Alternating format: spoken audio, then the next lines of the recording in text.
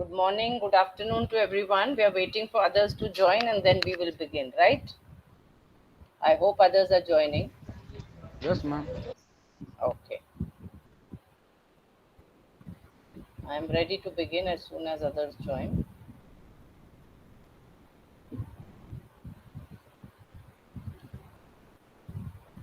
But it is important that we get our attendance so that when I begin, then halfway through, then we find students asking questions because they missed some part in the beginning. So it's best to wait for 5 minutes and have everybody join. That's my plan.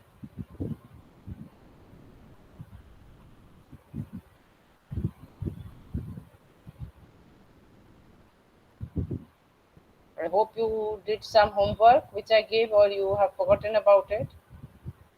Some homework I had given to you yesterday after the class. Anybody remembers?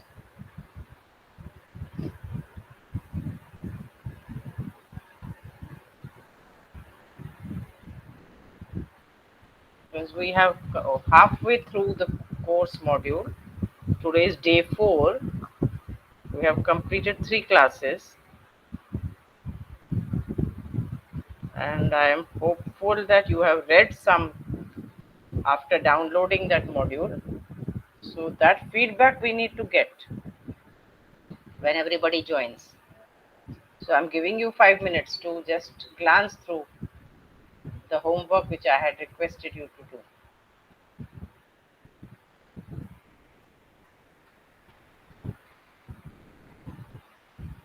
Yesterday, some students didn't speak and share their experience at all. Joanne, today, would you like to switch on your video and give little introduction about yourself before others join, or share your understanding so far, what you are understanding from what is being taught in the online course? Any sharing, exchange of thoughts, exchange of opinions, exchange of understanding. Is that possible for any of you? Kandirao, Chaima, Annas spoke very little yesterday. I think halfway through, some understanding would have developed if you are interested, taking interest in the program.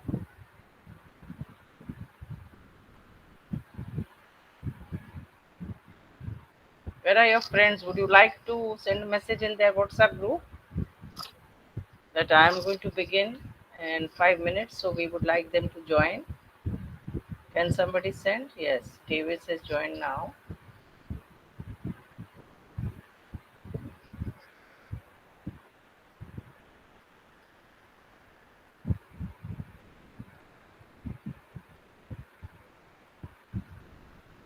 Because once I begin, then the flow, one after another, the slides go from one to the next.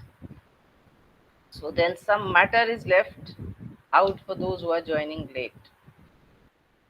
Good morning, everyone. Davis, would you like to switch on your video and give any feedback from yesterday? We're waiting for others to join so that we can take feedback from those of you who already come online on time.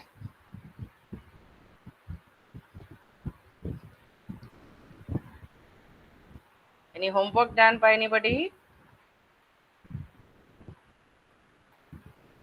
Any feedback to be given?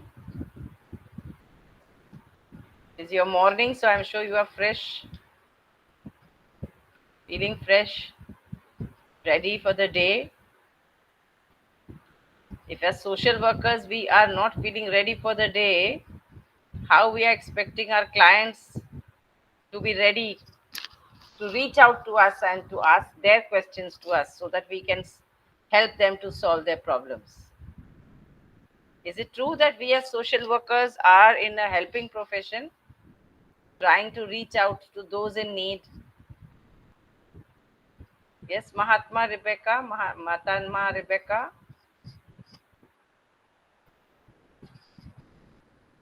Whose videos can be switched on today? It would be good to know. and then we can begin when we have some more attendance. Till then, I'm trying to ask for feedback for those who attended yesterday's class. Before I begin the next block 3, Basics of Psychology for Social Workers. Anybody remembers what happened yesterday? I attended the full session on Friday, but I was not able to join fully on Monday and Tuesday. Yes, you were attending a funeral, but from today I will be available. Okay. What about the others who attended? Mahmood, did you try and read something from the module? Some of you have been more active, so I'm asking you one by one, taking your name and trying to find out your interest. Is it retained, or do we have to ignite that interest in social workers so that their learning is good enough? When their clients approach them, they should not worry that do I know enough about the psychology for social work practice? Do I know enough? What are the basics of psychology? Good morning, everyone. Should we begin now or should we wait for others? What is your suggestion?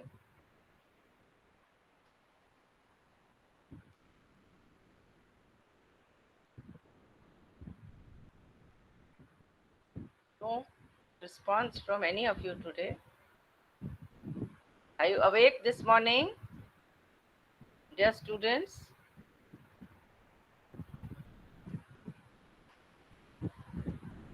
Mahmood, are you there? Can we see your video? Anas, Davies, can you switch on your videos, all of you?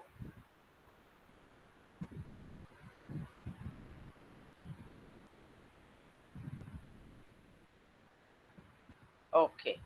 So I will begin, hoping others will join so that we don't waste any more time. Block 3 of this module talks of basics of psychology for social workers. And what does it cover? It covers the following units.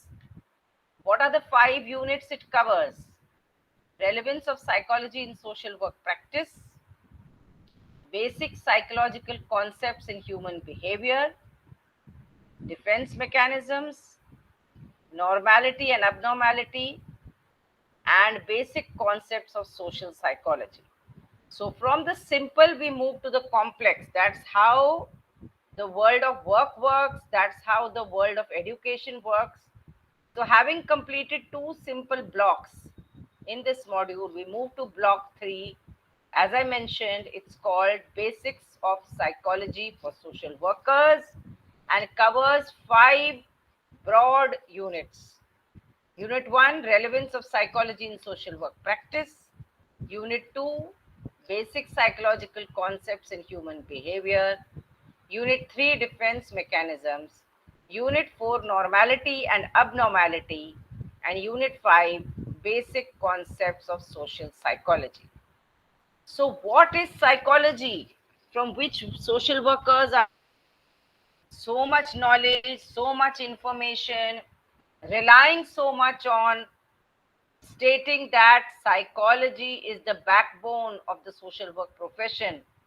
And without understanding psychology, we cannot proceed with understanding human growth behavior and subsequently counseling as an integral part of our module. So, psychology, as you can see, all of you can see my slide. Slide is visible to everyone. Presentation. Yes, madam. Yes, madam. Yes, very good. Psychology is the science of the activities of the individual in relation to his environment. So far, in the last 2 classes, we have been discussing human growth, growing up, process of growing up, what are the different facets of the individual at different stages of growing up, and how he, she, they can be impacted by the environment, which leads us to understanding psychology as a science of the activities of individuals in relation to their environment. Psychology may also be defined as a science that studies the behavior of human beings and other animals. G.B. Watson has defined psychology as a positive science of behavior. And psychology is also known to be the study of human nature. So, all these days when we were discussing human behavior, human nature, how our behavior, our personality impacts us, we were deriving from the science of psychology. We were relying on the study of psychology. So, psychology deals with response to any and every kind of situation that life presents to us. And our responses vary from individual to individual, from society to society, from community to community. By responses or behavior, it is meant all forms of processes, what adjustments we made, what activities we undertake, what response we give, how we express ourselves. All these impact the behavior of human beings. So, in a nutshell, psychology is the positive science of the conduct of living creatures, man or animal. James Drever has defined psychology as a positive science which studies behavior of man and animal. Having given you a very broad definition of psychology, we now come to the relevance of psychology in social work practice. The foundation of this, what we are discussing today, was laid in our class yesterday and day before when we discussed in detail, gave feedback to each other about our understanding of human behavior, about our experiences from the field, about our learning from the field, and our own upbringing we were reflecting on so that we could relate it to what work we need to undertake as professional social workers. So, when we are talking of the relevance of psychology in social work practice, it is essential to state that psychology plays a very important role in our attempting to deal with individuals' problems, family problems, individuals in families, casework, which we study as a theory paper. It is also called working with individuals in some colleges of social work. So, casework helps in modification of individuals' personality, enables us to diagnose the problem, and also enable us to plan a treatment for children, for adults, for the individuals who may be facing problems. If we are dealing with school children, children in schools where there are school social workers, then it is called school counseling or behavior therapy. When we are dealing with an individual's adjustments in primary groups, in the family, in the school setting, in the daycare centers, or if we are dealing with their adjustment in secondary groups, then it is referred to as social psychology.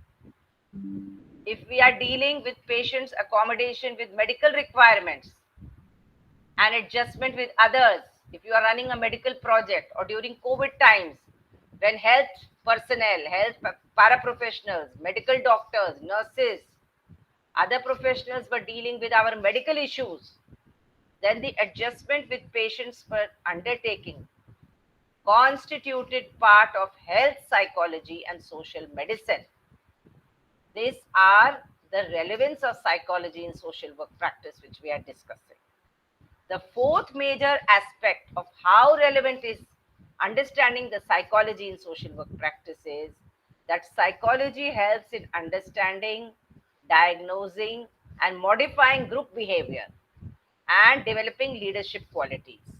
So, if we are working with groups, if we are working in teams, if we are working with children who are in an institutional setting, street children who may be staying in one place, how do we enable ourselves to understand group behavior, group dynamics? Is there any leadership qualities which we identify in individuals who are staying together? All these constitute part of organizational behavior. This also becomes relevant in our working lives when we work in teams, when we work in groups, when we are following a hierarchy. Somebody is an employer, many employees are there. somebody's team leader, but we are all answerable to the team leader. All these constitute part of organizational behavior. The other important relevance of psychology is that, which I mentioned to you yesterday by talking of Freud's analysis of the ego, superego. So, the ego analysis, that self esteem, the me factor, I factor, where does it reflect in our working, in our lives, in our relationships, and whether it is coming in the way of our relationships? So, analysis of the ego, strengthening and understanding the defense mechanisms, which we will discuss in detail in some time. All these constitute part of psychoanalysis. And finally, if we need to undertake counseling and guidance of individuals for enhancing their functioning in society, for enabling them for positively adjusting to the fulfillment of the needs of individuals in society, that too becomes a very relevant part of psychology in social work practice. Am I making myself clear? Are you with me in understanding what I am narrating to you through my slides? Yes? The Yes, next, ma'am. yes, the next slide, if you can see carefully, talks of the psychological schools propagated by different people who have contributed to our learning of psychology and its implementation for social work practice. So, sociologists and psychologists, behavior scientists, therapists are listed out according to the schools they believe in. So, behavioral schools from 1913 onwards was propagated by John Watson and Ivan Pavlov. And what was the subject matter which they propagated as behavior scientists? What is the effect of environment on the overt or the obvious behavior of individuals in society? The second important psychological school is psychoanalytical school from 1900s onwards, which is still ongoing. And I mentioned to you yesterday Sigmund Freud, Carl Jung, and Adler. These three people contributed to the understanding of psychoanalytical school. What was the subject matter of their understanding, which they derived and concluded through the case studies that they undertook? That there is unconscious determination of behavior. All our behavior is not consciously planned and executed, but there is an unconscious element in us which determines our behavior. And sometimes we are not aware of why we say or do things. Only when we reflect on it, or we think about it, or we analyze it, do we able to understand the psychoanalysis of our behavior. The third psychological school is the humanistic school, which was propagated from 1950 onwards. Again, Carl Rogers, whom I mentioned yesterday, and Abraham Maslow, which I had asked you to read about. They believed in the unique aspects of human experience. If you remember, yesterday I mentioned that Carl Rogers spoke about client centered therapy, and Abraham Maslow spoke about the hierarchy of needs in human beings, which determine our behavior and conduct in society. The fourth major psychological school is known as the cognitive school. From 1950 onwards, it has been propagated. Who are the contributors? Jean Piaget, Noam Chomsky, and Herbert Simon, who focused on the mental processes, the thinking abilities of the individual, and made that the focus of psychology. Last but not the least is the biological school propagated by James Ords and Roger Sperry, who believed that the physiological basis of human behavior, it's the physiology of the individual, the biology of the individual, which determines the behavior in humans and animals. So this details you will definitely need to read in the module which I have requested you to read, because if you don't go through that, then you will be lost in understanding how these processes were propagated by the psychologists and how useful are they in social work practice if we are to become Professional social workers, we need an understanding of these psychological schools. Coming to the next slide, you can see that we need to understand the usefulness of psychology to social work practice through these statements. Psychology deals with human behavior, emotions, and projections. It's our learning, our thought process, and our memory, which are the core subject matters in psychology. Moreover, the knowledge of socialization is dependent on psychology. So, how the growing up, which I discussed last two classes, this process of growing up, atmosphere in the house, environment in the house, the bonding among the family members or the conflict among the family members, congenial working, congenial way of running a family, or dissociation or dysfunctional processes, all these impact the behavior of individuals. And that is why our understanding of psychology of each individual in the family, in the peer group, in the school setting, in the classroom, is important if we need to address the issues with which individuals come to us for help. During social work practice, we need to understand that we seek the help of psychology to understand and analyze human behavior. What have you understood till now? I have covered 5 slides which are very important. I want to just reflect and pause here. What have you understood in these 5 slides? Can anybody tell me their understanding so far in what I have tried to share?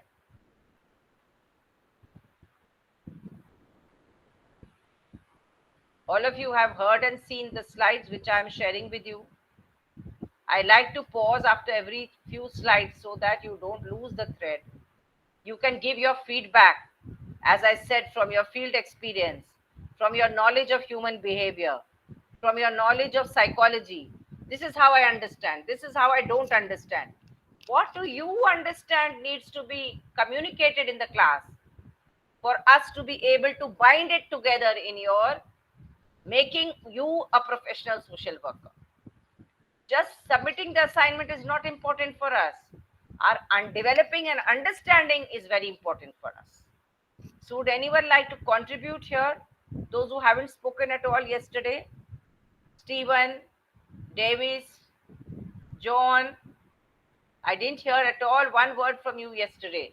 So, your pending feedback is also there on fieldwork experiences. Can you relate any of your fieldwork experiences to what I'm trying to say? Those who have not spoken at all since yesterday or shared their fieldwork experiences.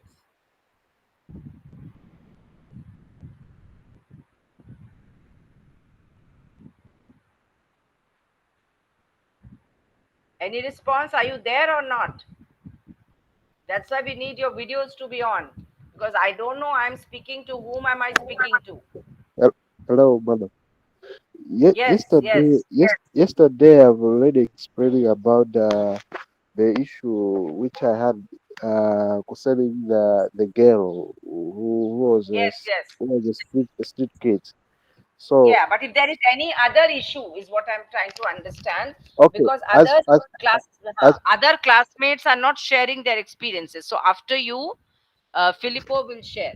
Yeah. okay, as for today, maybe I've just caught up the physiology, how it Hmm. related, and you have also explained about Abraham Maslow, Hmm. which mainly says self-actualization. I should say the motivation Yes. which is displayed in highlight, where a focus of highlight it says it's a highlight of the needs, where it focus on how the people they're supposed to be motivated in the workplace or maybe in some other areas. That's what I that's what I got this morning. So Good. as of now, you have experienced the use of physiology to social work practice. Physiology deals with human behavior, emotion, and projections. That's what you say. And Yes. comprehension, learning, and memory are core subjective matters in the physiology. So knowledge of socialization, the process dependence upon psychology during the social work practice. we seek help of physiology, understanding and analyzing human behaviors. So these are some of the issues which we can face as a social work in the physiology. That's what I hate, man. Correct. I don't know. I Correct. don't know if there is another. No, it's correct. Chipilero, would you like to add something here? Yeah. Yesterday we learned about four theories, of which I will Yes. explain about the Maslow of hierarchy. Hmm. The Maslow of hierarchy was introduced in 1943 Hmm. by the humanist, the Maslow, right? Of which he Right. focuses on five needs, of which it was a pyramid, which starts from the bottom and it goes up. And the first Correct. one is the psychological needs. This needs encompasses human survival.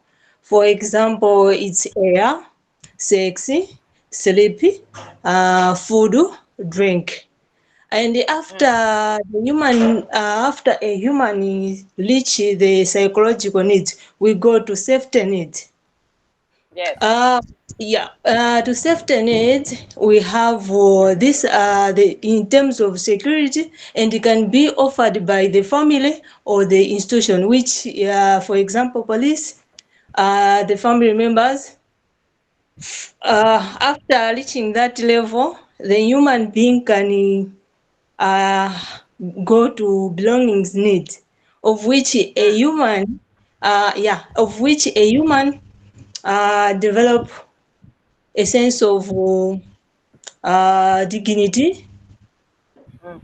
That's his needs or her needs.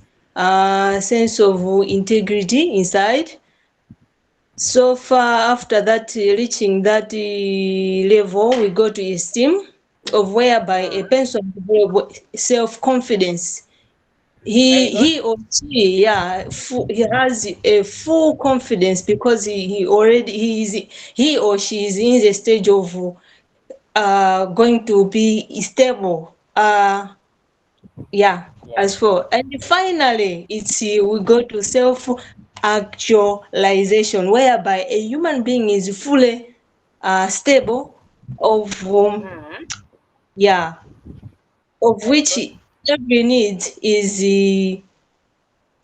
is provided to him, so far and so forth. Thank you. Very good. Thank you for reading and sharing with the rest of the class. This is very important contribution because then it keeps me motivated as a teacher to share further with you. Because if I feel you have not done any basic reading and I am going to the next unit, that means the basics are not clear, the foundation is not made, and I'm building on it. So, Davis, would you like to add something here? Davis, please switch on your video. I will be very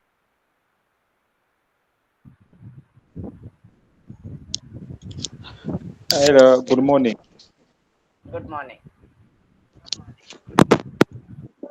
Yeah, apologies. I may not be able to switch on my video because of the place that I am No at problem. as of now. Okay, you speak, then Anas will Yeah, follow. thanks so much. I just want to start by saying I think there was this simple assignment about the field work experience, which you had requested all of us to share yesterday. So maybe I will start from there, since Sure, very I did good. not speak anything yesterday. Yes.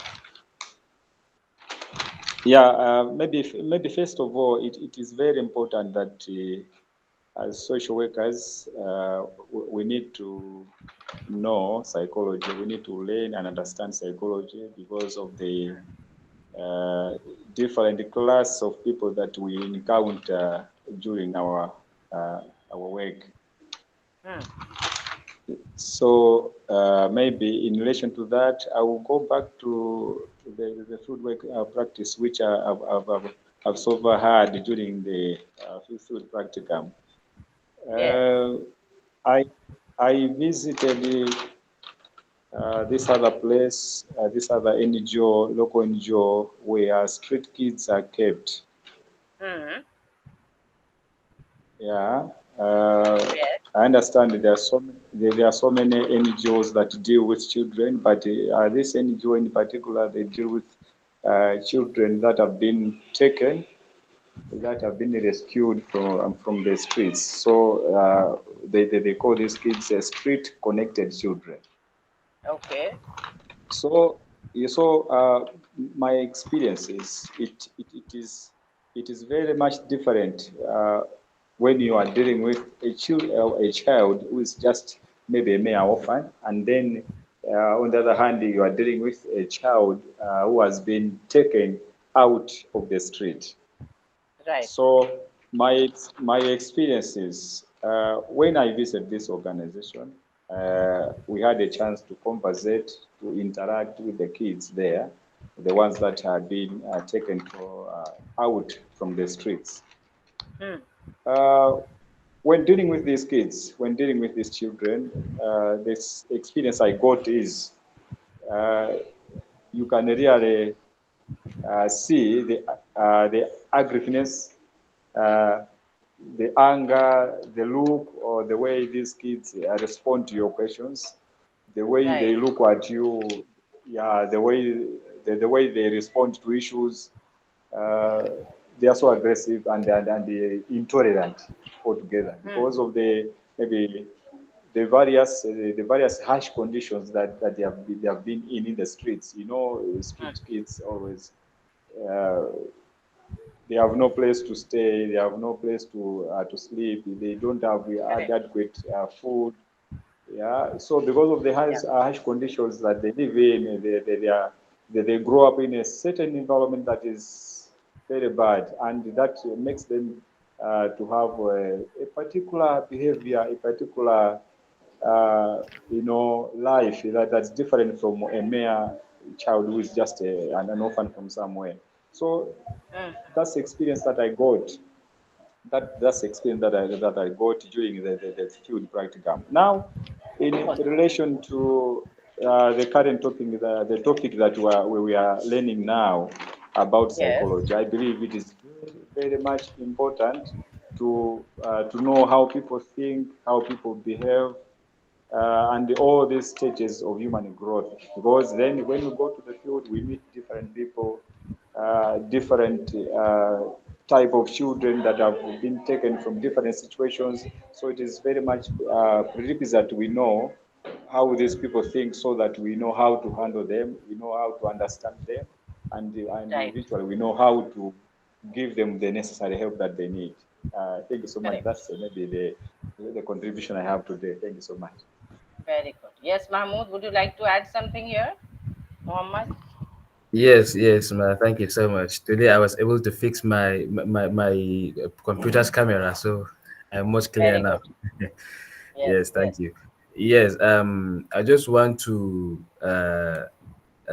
see how I can synchronize the self-actualization or the hierarchy with what I have experienced in where I am currently working.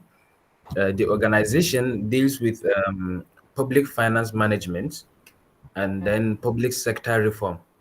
So Okay. we deal with public finance management, how the government is managing its money, and how the government is getting money or the source of funding or incomes the government is having. Hmm. And then we are much interested in simplifying the budget, annual budget to less to citizens for clear and better understanding, and then see how we can connect the security and the citizens to have a very mutual understanding in carrying their own operations due to the security challenges we are having in the country. So, due to all the things we have been doing, let me start with the psychological needs, which it says like is more of like most of the fundamental and essential needs for human survival that Hmm. include the basic requirements such as food, water, air, shelter, and all of the things that are psychologically needed for human survival. And in this area, I could remember we partnered with the Ministry of Water Resources to see how they can penetrate to the local communities where they don't have access to potable water, to see that they Right. have a drilled borehole where they can access water. And then if there is a reservoir, a water reservoir close to that locality, how can they access the water without having issues? And one of the challenges we had, I could remember one community, we drilled boreholes, like a water borehole for them, like three of them. But then after we left, some time back, we go back to that community to monitor and evaluate the project, because we have a monitoring and evaluation team that will go from time to time to be checking the project we did. How far is it still going, or is it functioning, or there are some challenges? But then, to our surprise, when we get back to that community, all those water boreholes were destabilized, were scattered. And we went to the community asking them the problem they're having. And then they says most of them don't have like a lot of rooms in their tent, in their houses. They mostly have one room or two, Yes. and they have children.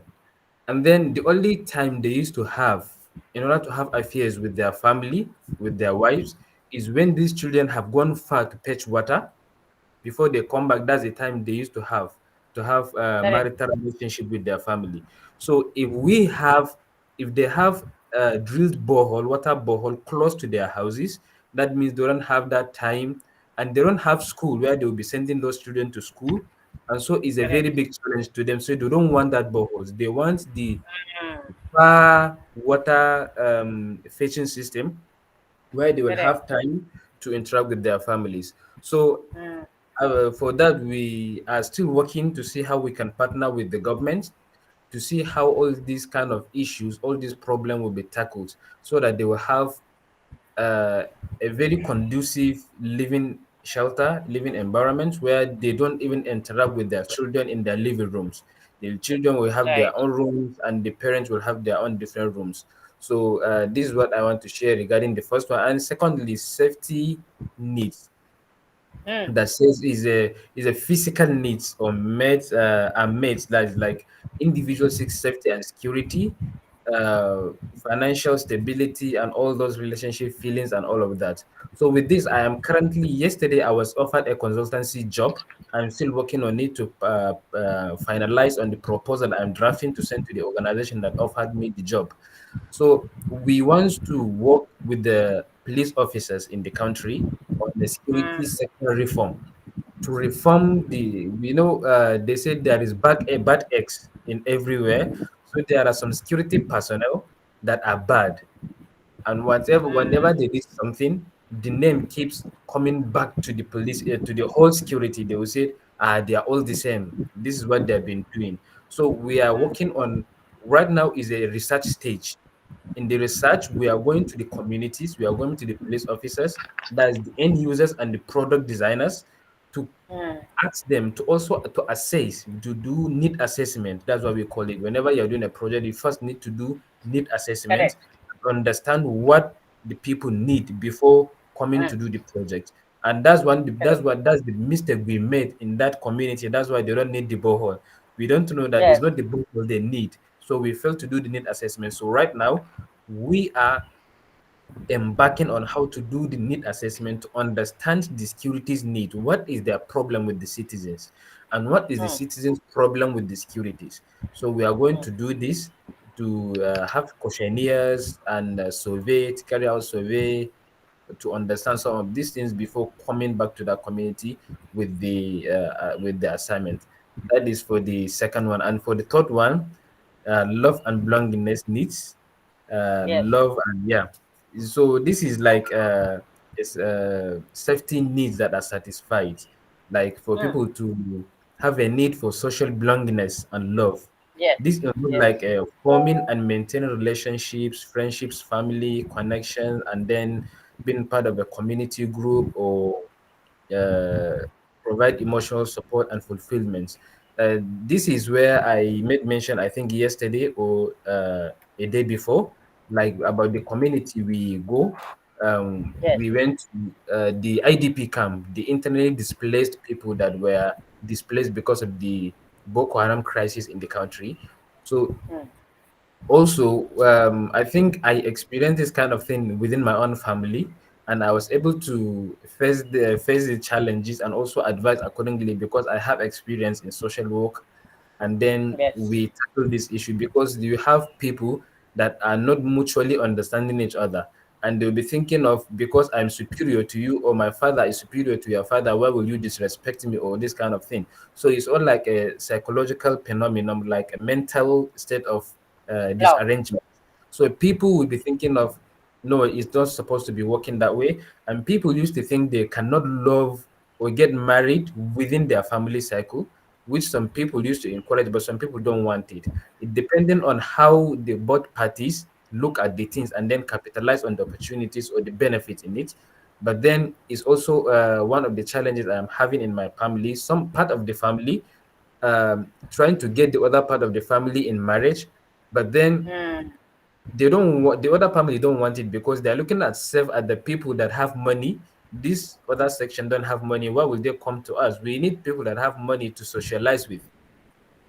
So it's more like a emotional damage to the other family because they are less privileged. They don't have money.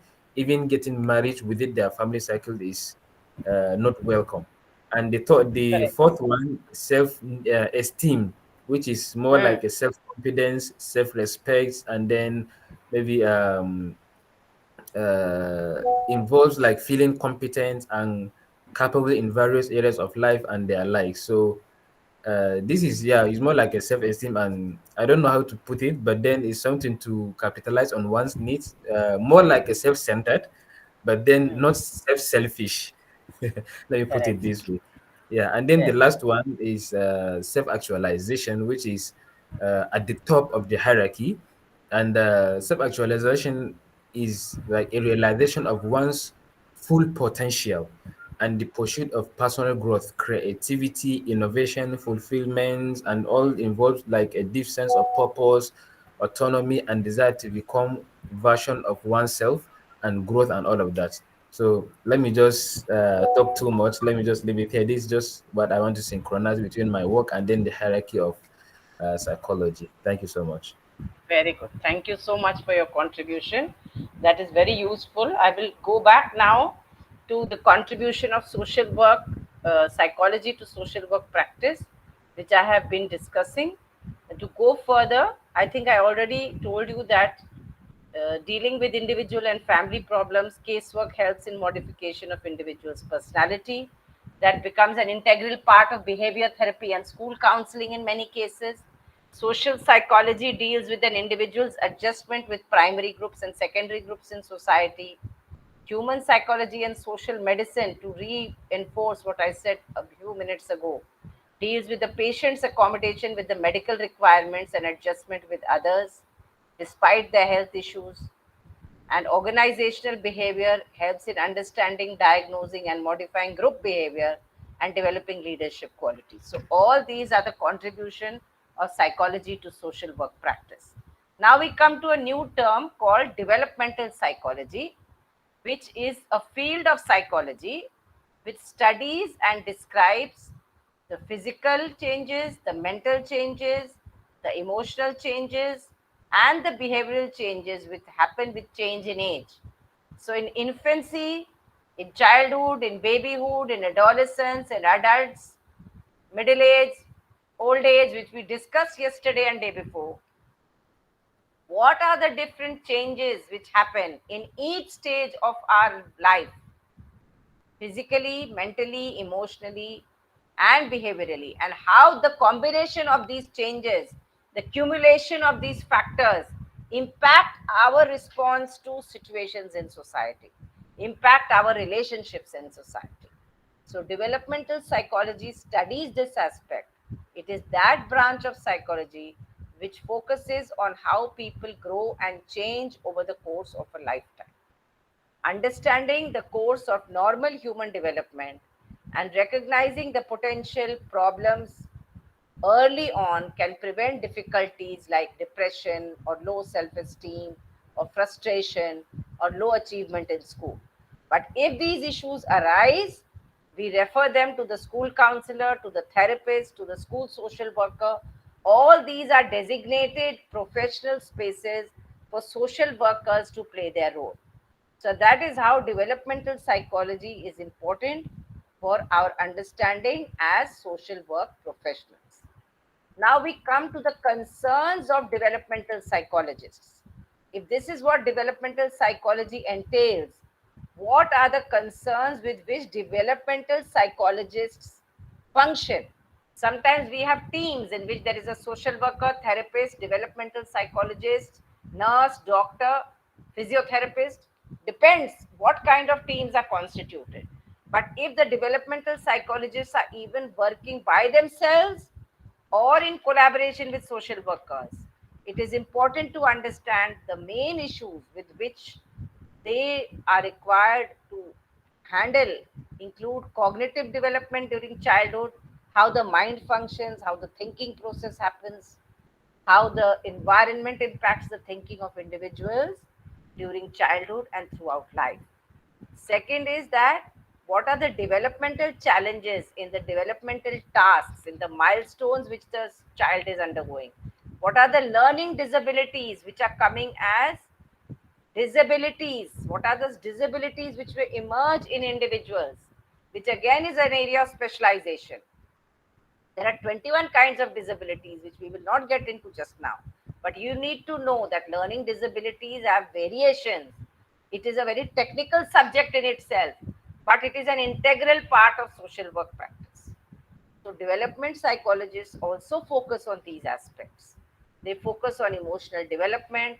They may need to focus on language acquisition, as the language ability of the individual in the growing up stages adequately developed, or is language an issue in communication, in or speech therapists are required.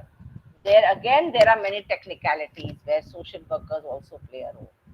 So, what is the motor skill development? What is the personality development? What is self awareness the individual has about himself, his way of conducting himself or herself? What is his or her idea of self concept? All these impact the role that the development psychologists play in collaboration with social workers.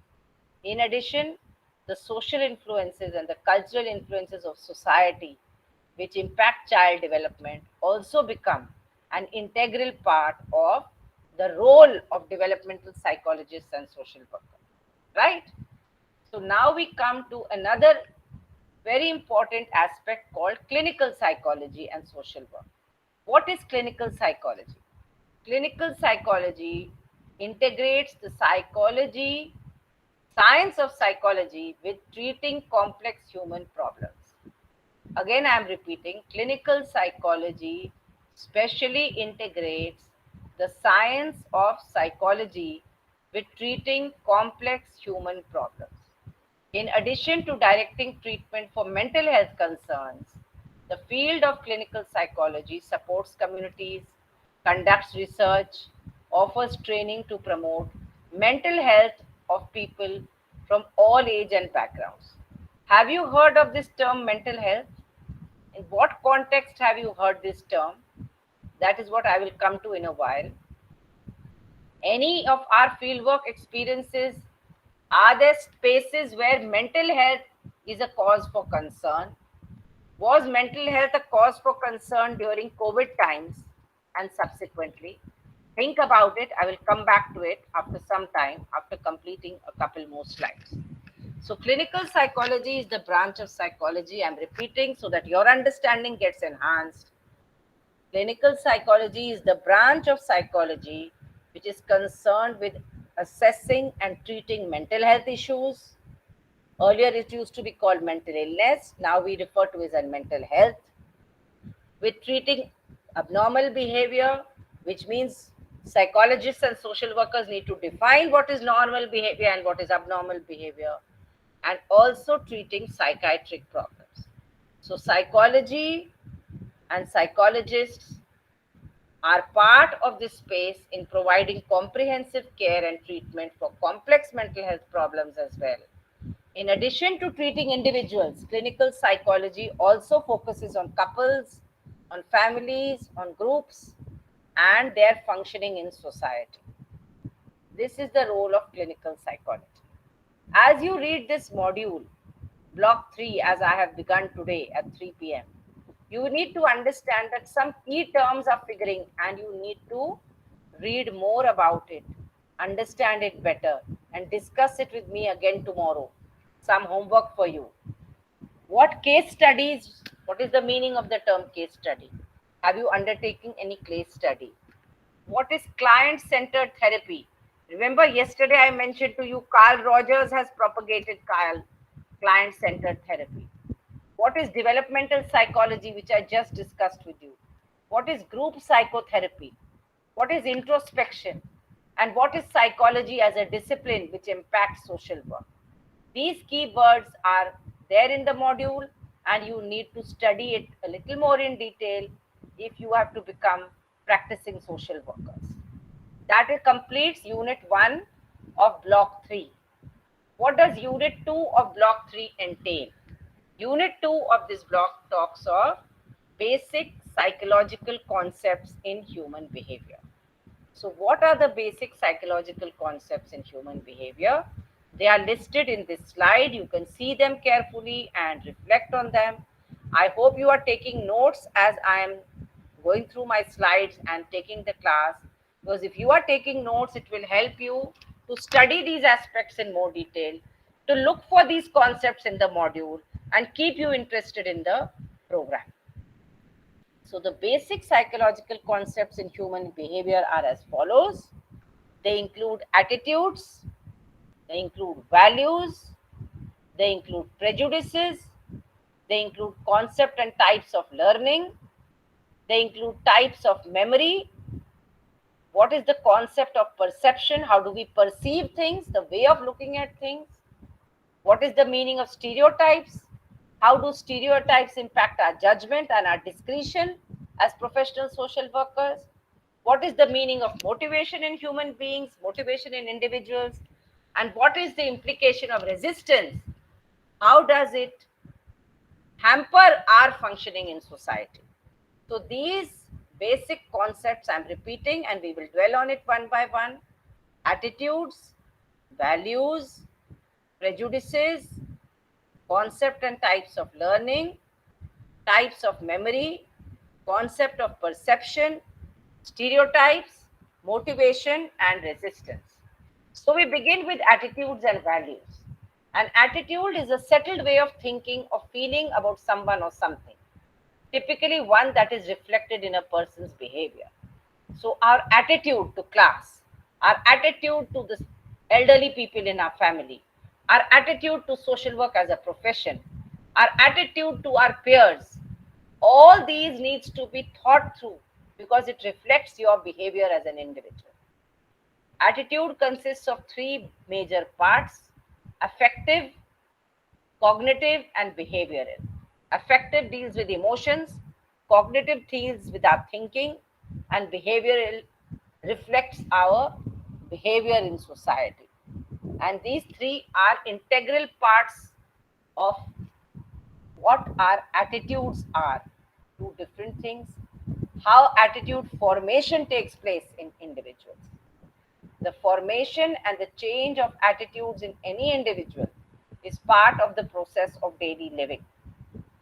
Again, attitudes are specific judgments which we have towards any object, while values are abstract.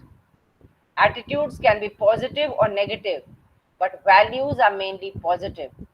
And attitudes are less relevant for one's self concept than values.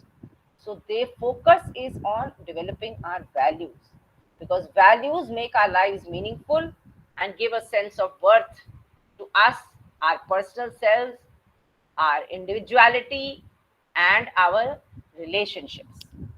The third important concept which I have flagged in this unit is prejudice. Prejudice is a preconceived opinion that is not based on reason or actual experience. Wikipedia says that prejudice or adverse or hostile attitude toward a group or any individual members. Prejudice is an adverse or a hostile attitude towards any individual or towards a group generally without just grounds, no fair grounds are there, or without sufficient evidence, prejudice can emerge towards any race, towards any caste, towards any color, towards any class of society. Sometimes we develop prejudices about people who are not similar to us. So it is characterized by irrational stereotype beliefs about people, places, and things. In the social sciences, the term prejudice is often used with reference to ethnic groups or racial groups. But prejudice can exist towards any manner or a person or a group on the basis of factors which have nothing to do with ethnicity. It could be related to weight, related to disability, related to sexual orientation, or related to religious affiliation. Which means what? Sometimes we say unknowingly, that is a prejudice. I don't like fat people. I don't like fair people. People of color think this about themselves. People in South Asia think this, that, and the other. People of Europe are this kind. People in USA. Many things arise from our prejudices, which we develop unknowingly and which we need to reflect on as we become professional social workers, so that our own biases and prejudices don't come in the way of our becoming professional social workers. Am I clear on these concepts which I have just explained to you? Yes, ma. Yes, ma. Thank you. Yes. And subsequently, I will ask you to read about stereotypes and motivation. But before that, I will come to five main theories which you need to write down in your notebook so that you can read about it a little more. I will also try to cover it today and tomorrow. But you need to know that what are the theories in this module which you need to understand and be knowledgeable about. So the five theories are as follows, as depicted in the presentation: social learning theory, cognitive theory, motivational theory, group conflict theory, and social identity theory. I'm repeating so that you can write it down: social learning theory, cognitive theory, motivational theory, group conflict theory, and social identity theory. These five theories you need to study from the module. I'm coming back to these theories later on, but showing you this slide again so that you know that that slide may not be appropriately placed, but we are continuing with understanding the concepts which we have flagged in this unit 2, basic psychological concepts in human behavior.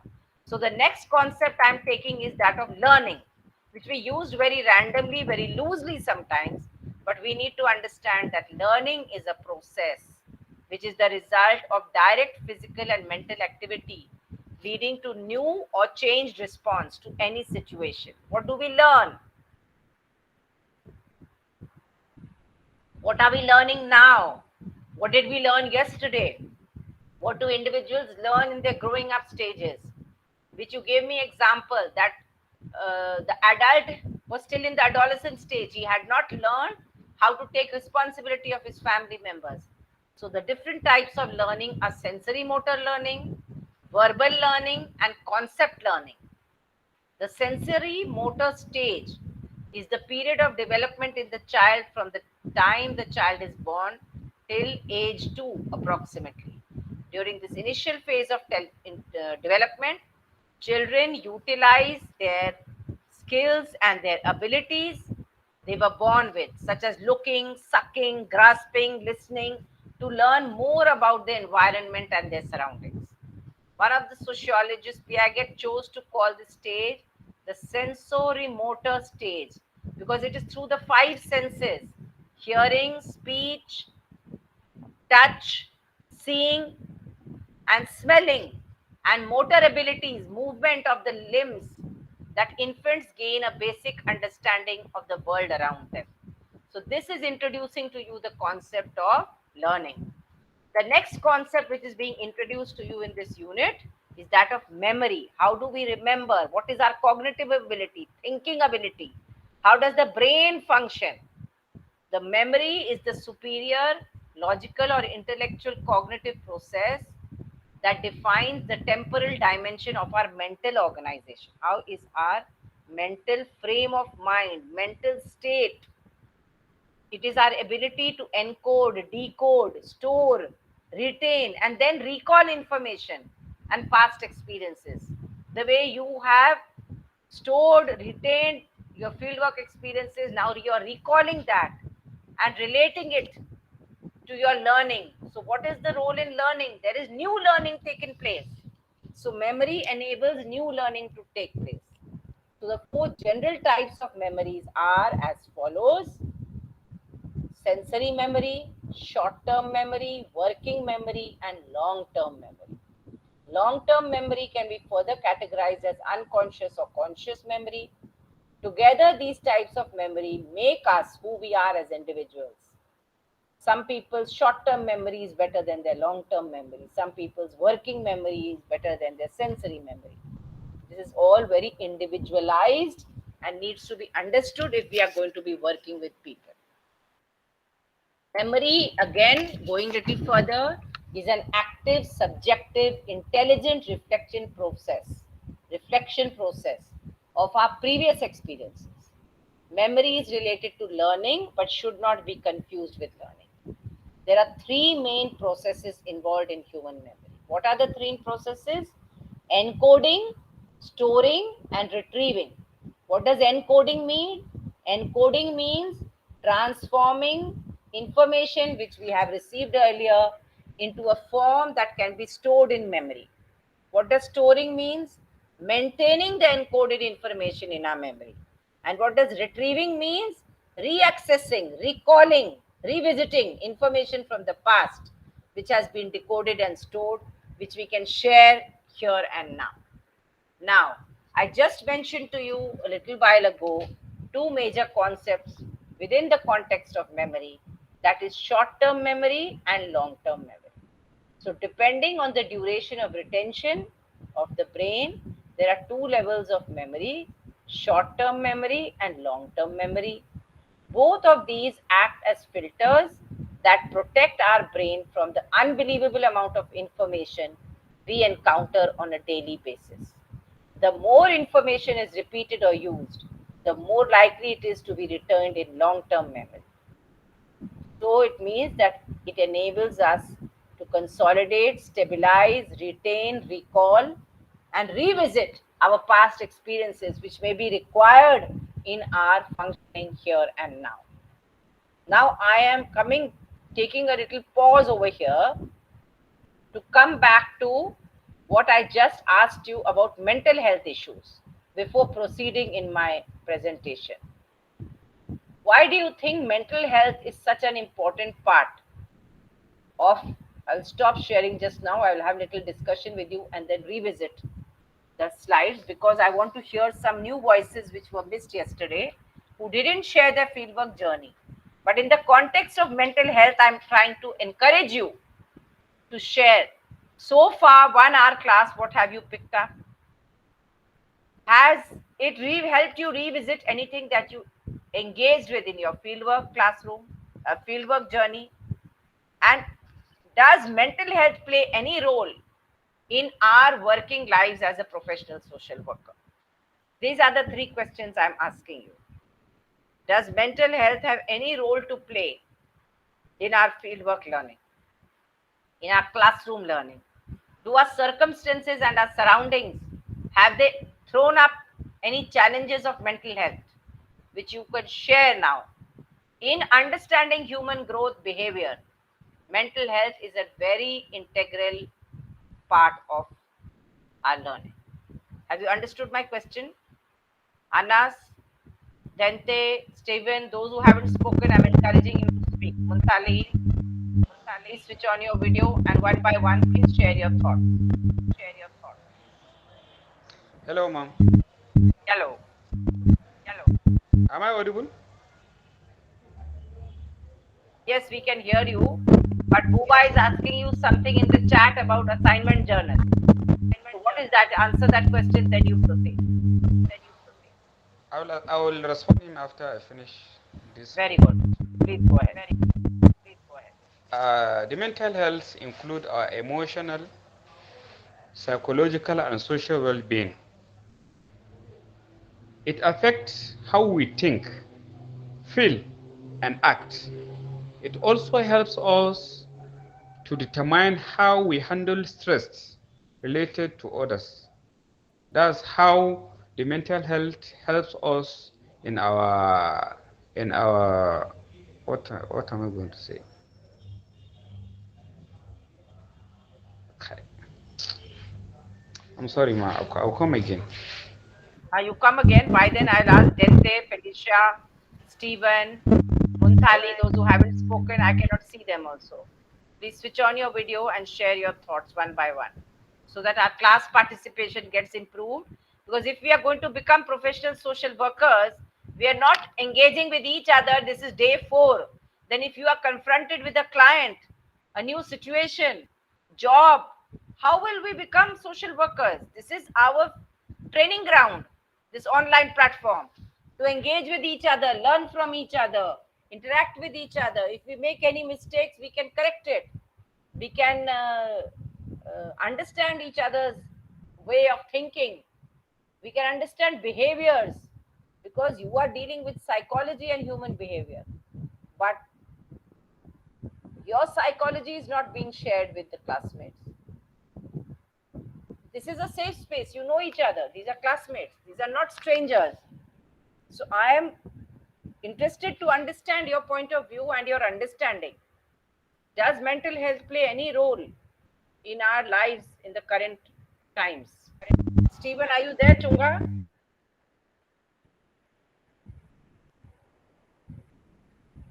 Munthali all gone to sleep, I think. Who else is there? I have to see the names of people who haven't spoken at all. Francis, you were there yesterday. I think you have can contribute. Sorry, I'm a bit occupied, but I'm still listening, and I've already spoke maybe Yes, half you an have hour spoke. ago.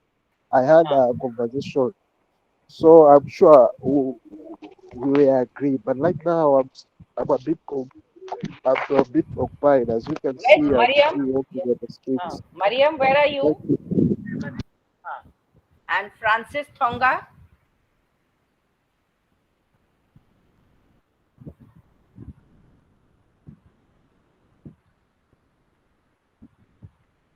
Where is Francis Thonga?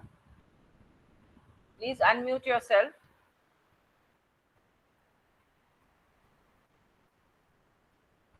Francis, then Mariam, and then Munthali. I think whose friend is Munthali? Just log in and not reply. Yes, please go ahead. The one who has raised the hand, Chaima. Please All right. switch on. Okay, I just want to say a little bit, though not well organized, but okay, no problem. the mental health nowadays is crucial in today's world, as it is profoundly influences every aspect of our lives. Mm, Mental health can impact our thoughts, actions, and the interactions. It mm, is also empowers us to navigate challenges very good. and build meaningful relationships. Mm, And also, it helps us to informed decisions. That's what I can try to explain to the class today. right. In fieldwork, anybody has encountered any mental health issues? Fieldwork journey. Thonga, can you hear me, Francis? Yes, I can hear you, ma'am. Then I want your opinion, and then Mariam turn. Yeah. Okay. I'm late for classes, but at this time I can contribute to that. Of course, of course. Yeah. Technically, the mental health is defined as an ability to make sound decisions that will Mm, affect others and yourself. mm, When we say sound decisions, shall mean that you are able to make rational decisions, and that will affect both you, the society, and the people around you. So if you are in a state whereby your decisions or are affected by either physical, social, or medical factors, you are considered as having a poor mental health. Okay. So in the society, we have so many people suffering from mental health. Unfortunately, especially here in Africa, mental health is considered like an adjuvant science. You know, people focus on other medical faculties rather than the mental health. So the Okay. society has a lot of people with mental health issues, but they are not assessed, they are not managed, they are neglected, and mostly their medicines are not available in the public, both and public and private sectors, because it is considered like you know, Africa believe that when somebody suffers from mental health problem, it means he has been bewitched or there was a use of magic, yes, to affect that one, other than a physical or substance induced or just a deviation from the norm. Mm. So I believe social worker has a role to play. First, to identify the needs of these people, maybe try to isolate them, try to offer them help or guide them where they can seek help, and write maybe a proper propositions to see how best we can handle mental health problems. Unfortunately, mental health problem does not only constitute those who be violent, going out maybe naked, doing all sorts of things. People can be a normal person like all the classmates here, but can have a mental problem. Yeah, so it is a real need and a real challenge to help wake out these people. That's what I can contribute as of now. Thank you. Okay. Very good. Thank you. Okay, Anybody else? okay. Ah. I, I have a bit situation which I wanted to share with Mm. you. Yeah, Mm. a friend of mine, uh, last, is it 2 days ago, had a the issue concerning about mental health, and they posted on the Facebook. I'll share the post. It Mm. was a serious issue of which needs someone to address to him so that maybe he can be assisted. He's been challenging at work and even at the office. So Mm. this guy needs some support, especially social support. So let me just try it. Just wait for a minute. Yeah, I'm waiting. After that, Chipilero will speak after you. Just a minute.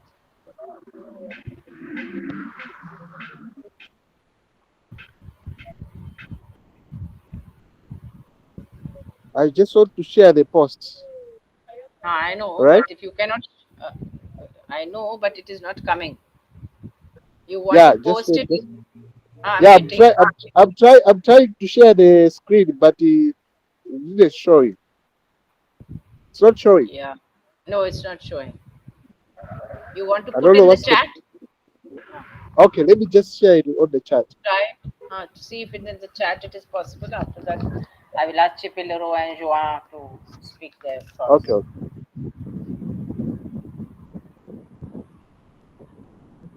Hello. Yes. Yes. Actually, sorry, I'm having my camera problem. By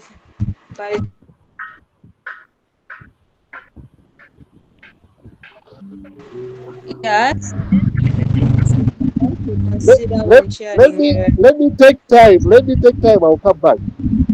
Okay. Okay. Chipilero. Yeah. Yes, mental health is important to consider when sharing a field journal.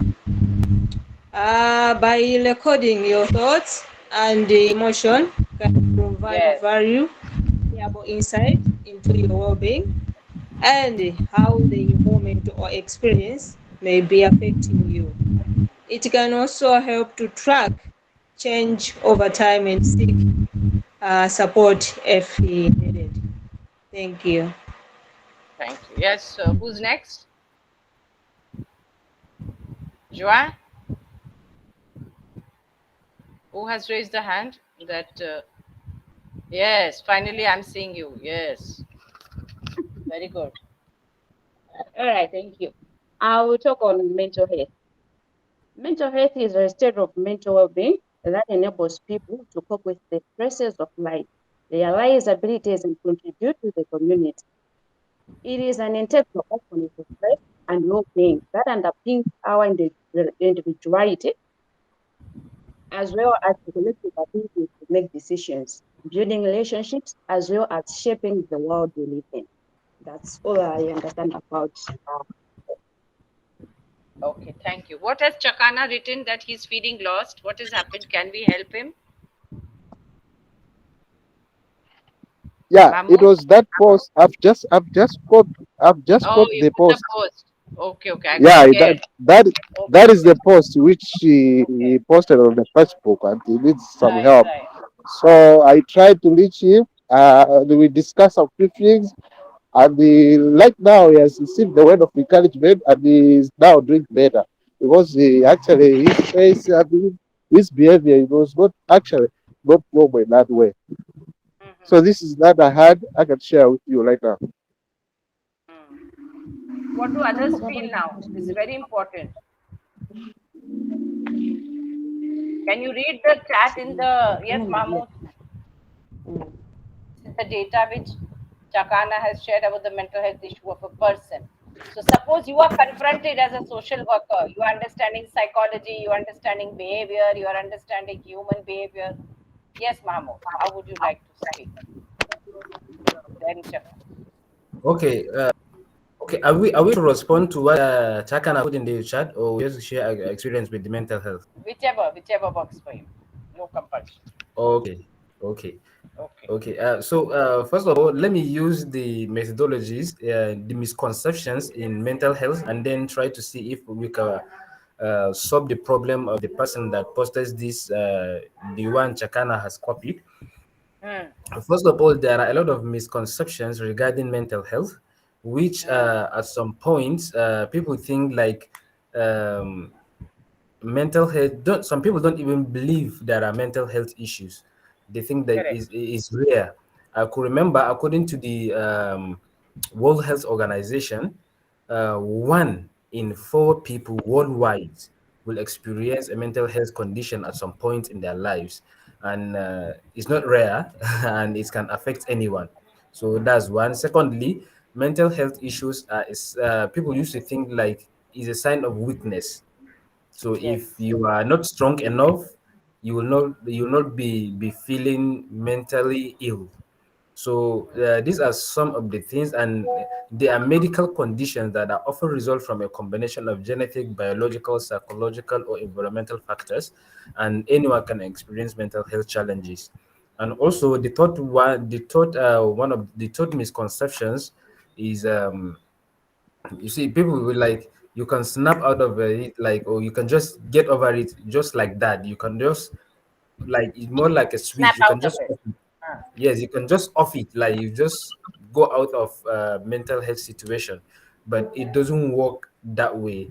And also, one of the misconception is um, some people think like mental health conditions are all the same, but they are not the same. Some people, a little thing can trigger their mental health, and it will affect them. And there are, depression, anxiety, bipolar disorder, and a lot of other symptoms and signs of or causes, and so treatment approaches for mental health. And the fifth one,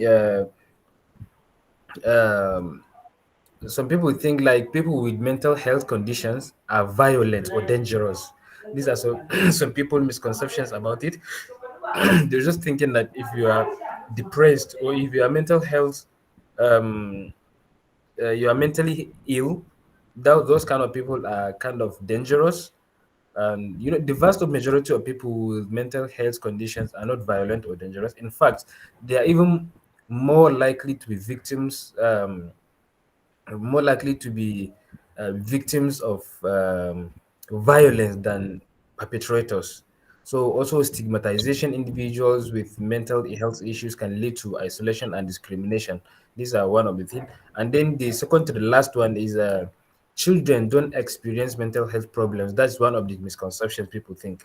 But actually, people do experience mental health because we said when a child is being abused during his early age, that anxiety disorders and then all those kind of mental depression and oppression will be haunting them. So they'll be mentally ill, and also a lot of things are there. So I think what this person, the one Chakana has copied his post, is actually a kind of person that really needs help. But then if I have been on Twitter Space to talk on some things, I could remember the last time I was on Twitter Space to talk as a guest speaker. We were the topic of discussion was childhood or adulthood. Which one is a scam? That was the topic of discussion. So what I told them is, so I did not want to take side, but then because I saw all the majority of people are taking the adulthood side, saying adulthood is a scam, then I said, okay, let me surprise you. Then I take the childhood. I said, no, childhood is a scam. And they were like, no, why is it the only you that's saying childhood is a scam? I said, okay, I'm coming. Let me prove it to you. I said, okay, while in a childhood stage, you find out a child would not be told that if you grow up, there's going to be responsibility on your head. You're going Right. to be changing from stage to stage. You experience different kind of life challenges. You have to prepare for it. You will get old, you will have responsibility, you have children, you will get married, people will be under your care. Or if care is the, maybe you might even be a politician or a leader, and you have to take responsibilities. So nobody has told us that those kind of things will happen in our lifetime. So that's a scam. But now we have grown up and we are scared. We are afraid of responsibilities. Joanne, please mute what your phone or whatever it is. Ah, yes.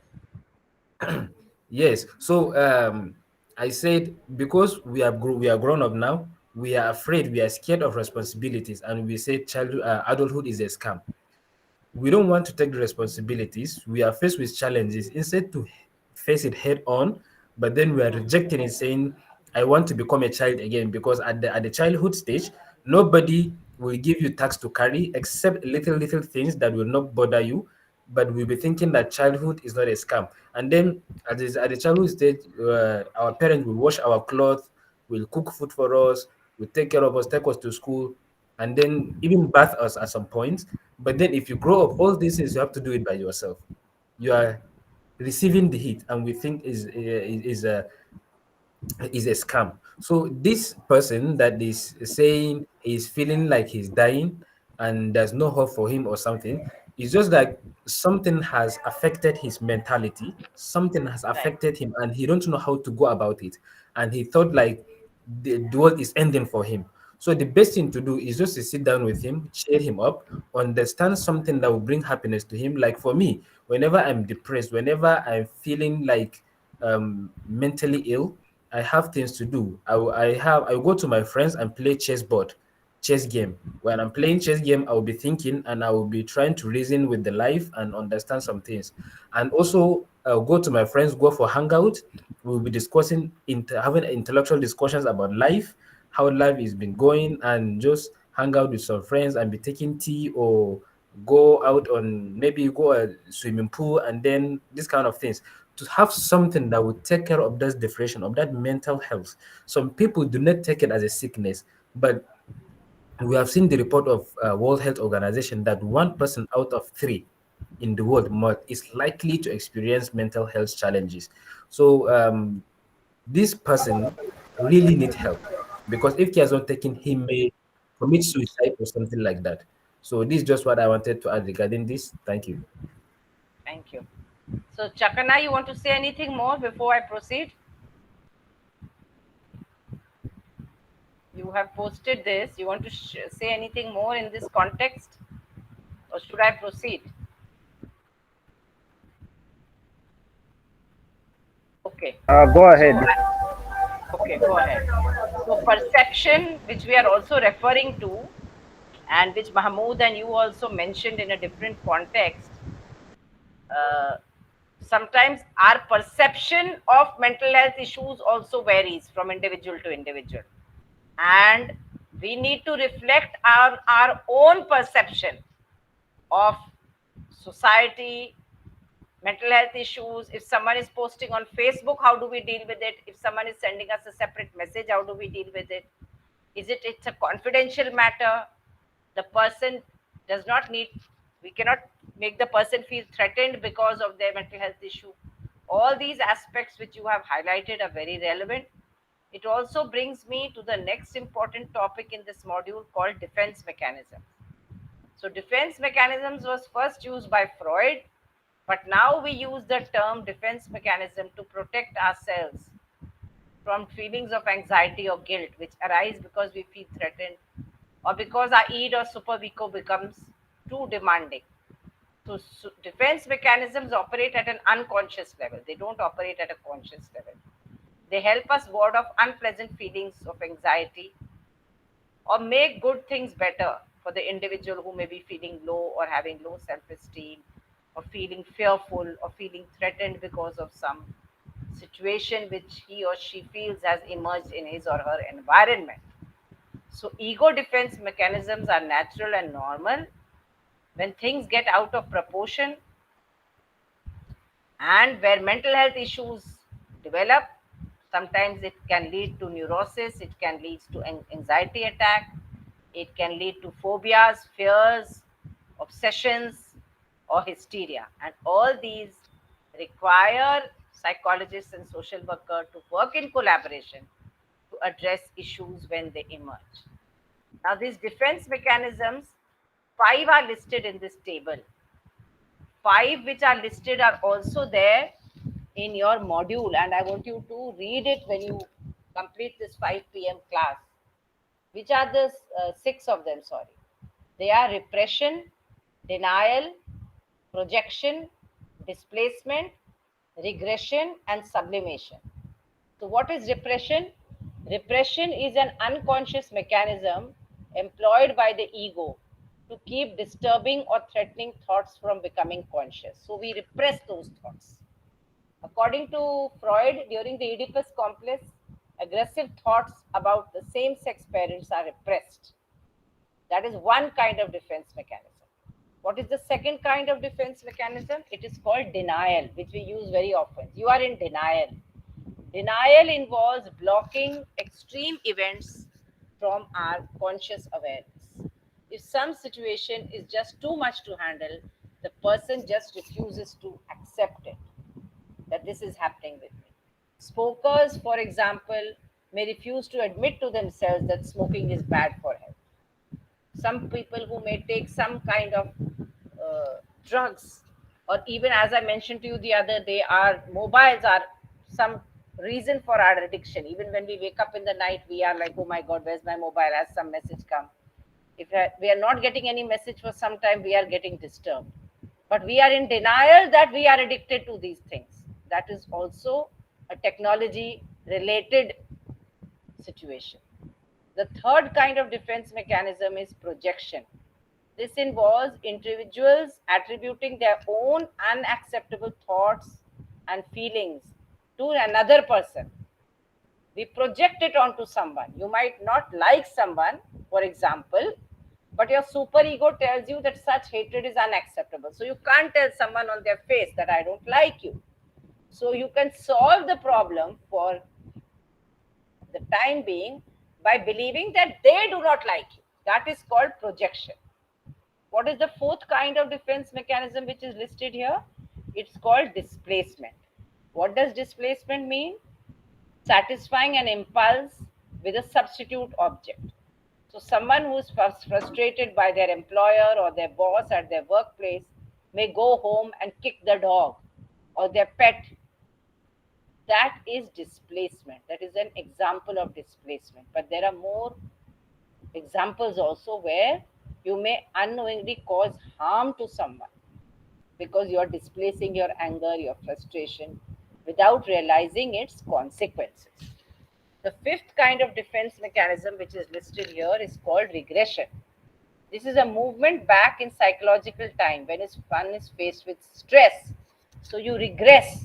A child may begin to suck their thumb that they used to do in their childhood, or wet the bed even as an adolescent. These are examples of regressing to the previous stage of life. And last but not the least, the defense mechanism called sublimation, which means satisfying an impulse with a substitute object in a socially accepted way. So, sports may be an example of putting our emotions into something constructive. But basically, we may be feeling angry and aggressive and violent and volatile inside. And we try and go and undertake some sports activity. Yes, Joanne, what would you like to say? It is good if you can contribute now. Okay, I just want you to come again on the first point, repression. I did not really Yes. understand. Which one? Repression, the first point, repression. First point. Repression, if Yes. you look at the term, it is an unconscious mechanism employed by the ego. Something keeps disturbing you and threatening thoughts, but you try to push it down in your head, saying, don't think about it. It's not important. It doesn't matter. And you push it to the back of your mind and you tell yourself that it's just once in a while. But it could be something more which you need to address. Sometimes we have sexual thoughts as an adolescent or as an adult, which we are not able to deal with, which can relate to and become mental health issues. So it's important for us to discuss with a counselor, a friend, a therapist, a psychologist, or a social worker. So sometimes we repress or push back those thoughts, which we think ourselves that they are not good enough. So all these aspects you will need to read in detail when you open the module, and that's why from past 3 days I am requesting you to study the module. I'm also discussing a little more in detail each of these uh, defense mechanisms now before I'm concluding and leaving it for you to read further. So this, while showing you the diagram, I have given you some idea. Now I'm going a little bit in detail. Is that okay? So denial, to begin with, is a defense mechanism which was proposed by Freud's wife. Her name was Anna Freud, which involves a refusal to accept reality. So you block external events and you think that no, this is not happening to me. I'm fine. I'm not impacted. Sometimes a woman might lose her baby, might have a miscarriage, might have a stillborn birth, right? And goes back to work without taking a break, saying, I'm absolutely fine. Her spouse or her family members may be saying, I think you need to take a break, go for a holiday, take rest, give your mind and body time to process that this has happened to you. She says, no, no, I'm absolutely fine. And that may trigger something at her workplace. She may not be able to perform adequately, but she stays in denial that she's absolutely fine. So, if a situation is too much to handle, the person may respond by refusing to perceive it, to accept it, by denying that it exists. Okay, this is a very basic example I'm giving. No one disregards reality upfront, but the unconscious mind. That's why psychology plays a role in all our understanding of these module which we are discussing now. What is the psychology behind it? Everything doesn't get unpacked in the obvious. So we need to even say this example which just now uh, Chakana has posted. It could be that this boy is in denial, but what is coming out? I am dying, I have no hope, nothing is in my head, no helper, no remedy. Obviously, some situation has triggered this reaction. So, some or the other defense mechanism has played up. Yes, Mahmood, you want to say something? No, ma, I'm good. Good. So, I am using this example now. It is our in depth understanding with the psychologist, with the psychological aspects to understand these defense mechanisms in more detail. And many people use denial in their everyday lives to avoid dealing with painful feelings or areas of life. Sometimes we don't admit things on a daily basis and then it accumulates. And suddenly something happens which is not so difficult to handle, but our threshold level is reached and we break, we fall apart, we break down. So we need to first examine these defense mechanisms. As I said, I will deal with it now, but I want a discussion on these defense mechanisms with you.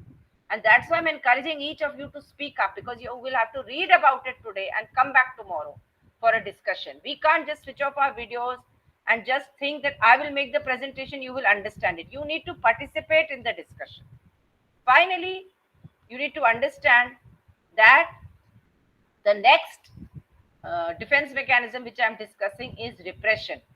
Repression again was developed by Freud. It is an unconscious defense mechanism employed by the ego, which keeps our disturbing thoughts or threatening thoughts away from becoming conscious. It is called motivated forgetting. Not being able to, sometimes we say, I can't recall the situation. The mind doesn't allow you to recall the situation because you have repressed it, because it created some hurt, some conflict, some pain which you were not able to deal with. So thoughts are repressed. Thoughts which are repressed in any individual are those that would result in feelings of guilt, shame, discomfort, pain. So the super ego represses those thoughts. This is not a very successful defense mechanism in the long term, because sometime or the other it will emerge in our conscious mind. Some memory, some idea, some situation will trigger those hidden thoughts, and it can create anxiety and lead to mental health issues. So repressed memories may appear through subconscious means. Sometimes they appear in our dreams, and sometimes we think, I was not thinking consciously about this. How did I dream about this situation? How did I dream about something which happened 10 years ago? How did I dream about something which happened 20 years ago in my childhood? All these occur because of repression. The third major defense mechanism, as I mentioned to you a little while ago, is projection. Projection is a psychological defense mechanism in which an individual attributes unwanted thoughts, feelings, and motives onto another person. Displacement outwards. It is called outward displacement. It is opposite of turning against the self. So the mind doesn't turn against the self. You don't blame yourself, you blame the other person. It is because of you that I could not choose so and so as my career. It is because of you that I could not do MSW earlier. It's because of you that I'm having feelings of inferiority complex. Sometimes we blame our parents, sometimes we blame our siblings, sometimes we blame our circumstances. This is all part of projection. Am I clear? The next, as I mentioned to you, is displacement. Yes, Emmanuel, please go ahead. Okay, madam. Sorry for interruption. Can you just come again on the projection? I didn't get it clear. Sorry, madam. Okay.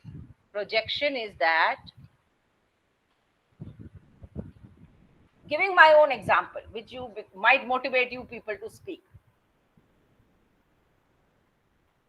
Suppose I have not prepared my presentation well today. Okay. For example, and none of you are speaking in class. Most of you are not speaking, not interacting. So at 4:30, I close the class saying, because you people are not interacting, I am not going to continue with my presentation. But actually, what is the matter? I have not prepared my presentation well. That is projecting my problem onto all of you. I gave you as the excuse. But real reason is that I was not prepared for class. Is that clear now? So we do that in everyday, we do that in everyday life. Like suppose I don't feel like preparing dinner now for my daughter. She's coming back from work. And Mamu was saying now when we are up to a particular age, we prepare for our children. After that, we expect them to cook for themselves. So my daughter is coming late from work and saying, I got late. So did you prepare dinner? Now I don't want to prepare dinner. I might say, no, I forgot to buy the vegetable. Oh, I thought you are returning late. Oh, I thought that you will have dinner in your office and return. I'm making all kinds of excuses, but the real excuse, I'm covering up. I'm hiding it. Well Right? articulated, ma'am. Well articulated. Mahmood? Ah, Yes, ma'am. So in short, it's more like blaming someone for one's fault. If something is my fault, yes, then I'll blame it for Emmanuel. yes, Then I'll keep pretending as if it is own problem. Well, act from the inner sense, it is my fault, but I'll blame it on yes. someone else. So any defense mechanism is blame. Denial is blame. We are denying. We are denying something. Displacement, we are opposite of projection. Basically, we are transferring it beyond where it's supposed to be. It is not in its right place. It is a defense mechanism. Defense means what? You ego is defending itself from getting hurt. How does your ego defend itself from getting hurt? By displacement. What is displacement? Redirect an impulse onto a powerless substitute. I cannot kick my boss, but I can kick my dog. Right? I cannot tell my boss that I don't like you the way you have treated me at work. I have to go back to work tomorrow and say, yes, boss, I agree with you. But when I come back home, I'm angry. I might kick the door. I might kick the dog. I might kick my wife also. I might kick my child also. It happens.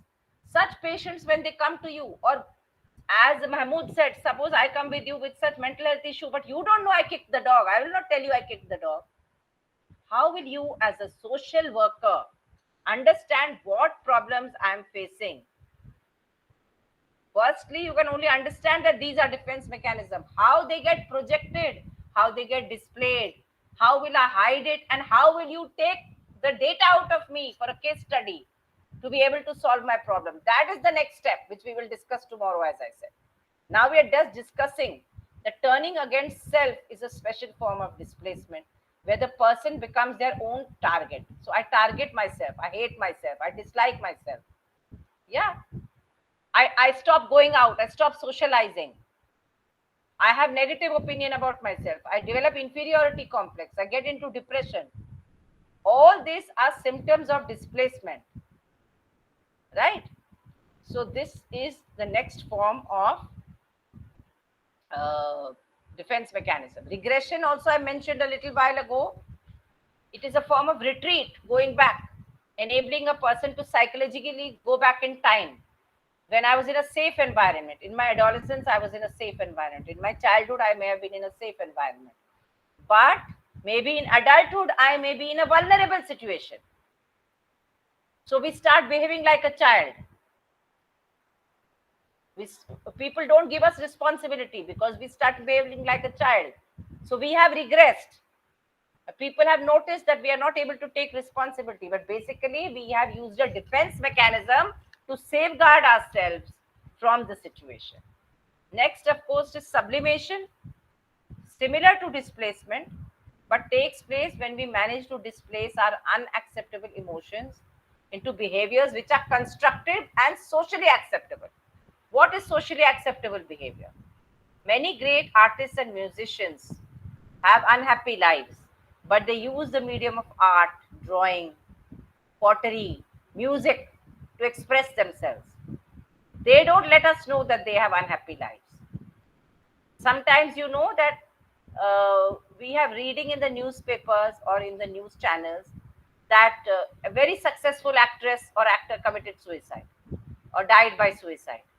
We are thinking, oh my God, such beautiful renditions they have given in the movies, in the series, in the serials, web series, Netflix.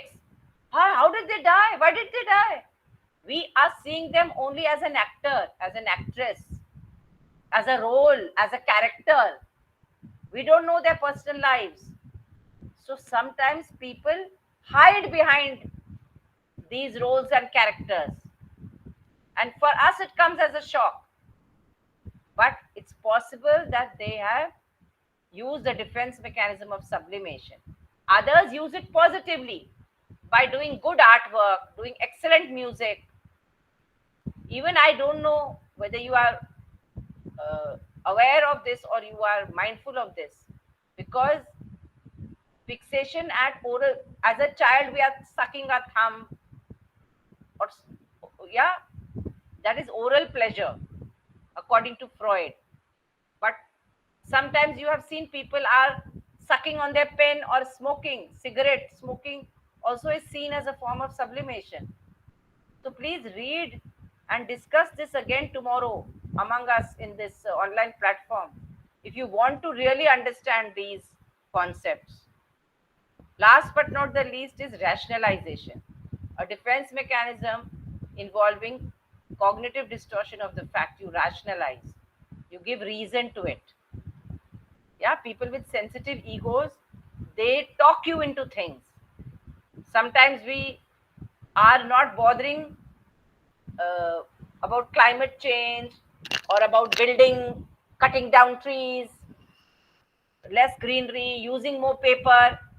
And when there is a natural disaster, we say it is God's will. We give a logical reason. That's rationalization. We rationalize it. So, this is also a form of defense mechanism. Now, I can take feedback from you about the class today for 10-15 minutes so that you can use this to read it. Use this motivation that I have given you through my presentation to read about it. Yes, Yami, please switch on your video and share your thoughts.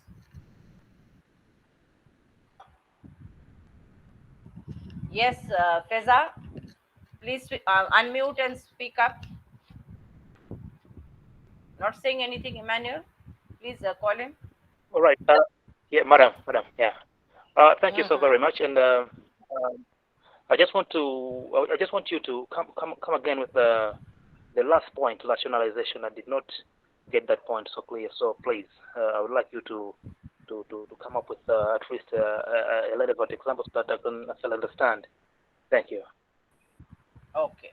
Rationalization is that if you are faced with a difficult situation, we are unable to confront or accept a difficult situation, we make up a logical reason for what is happening. So again, giving example of people with active working lives. Those children, when we were also working, actively working, we are giving the excuse to our parents that our working timings are 9 to 5, 9 to 7, 9 to 8, 9 a.m. to 8 p.m. We are unable to come back home to help with the housework.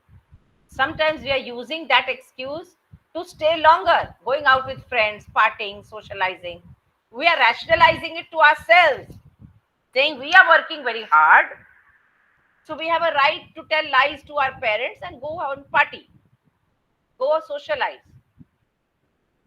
How the mind rationalizes it.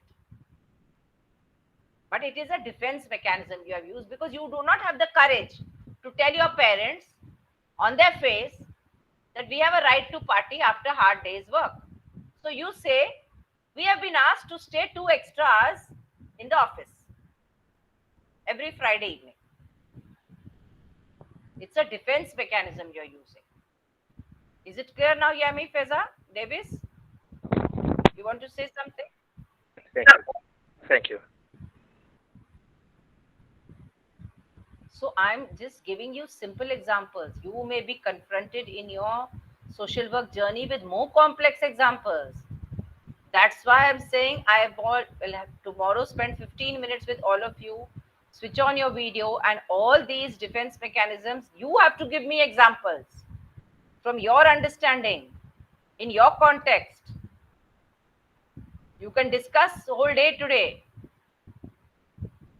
but you and read about it, because these understanding defense mechanisms and how we use them and how our clients will use them. Otherwise, how will you identify them? The client is not going to tell you this is sublimation, this is a projection. Is the client going to tell you? Yes, Mahmood. Client is not going to tell you this is projection. Yes, Mahmood. Please go ahead. You have raised your hand, and Anna. Okay. Thank you, Ma. Yeah, regarding this defense mechanism, I could remember there was a time in one of the places here in Nigeria, there are a lot of crises, and I have a work to do. And then if I tell my parents that I'm going to that place, they will not allow me. But then I lied as a defense mechanism. I said I'm going to uh, another place, but I'm not actually going to that place. I'm going to deviate from the road and go to the place that I'm going to work. And the Yes. work I'm going to do there is actually for community service and for the development of the community as a humanitarian support work that we're going to do and support the victims in the IDP camps. But then if I say that I'm going there because of the crisis that is happening there, they will not let me They will go not at allow. home. Yes. So I said I'm going to Abuja. And if I go to Abuja, I will stay for like 2 weeks before I come back. We are going to have a training. Our staff are going to have a training. And we are going to camp in a hotel for that 2 weeks.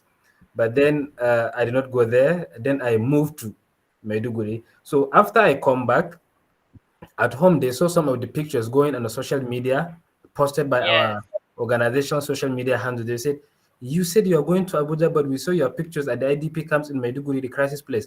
Then I said, "No." After the program, then they went us to the field to actually experience what they taught us in the training. So that's why we went there together with the securities. We did 3 days there and experienced some things. We took pictures and also um, capitalize on what we have learned so far from the training, and that's what happened.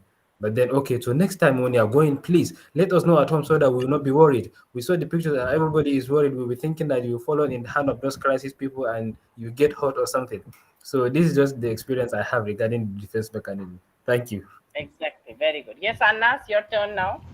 Yes, ma'am. What I'm going to ask is that also is on denial.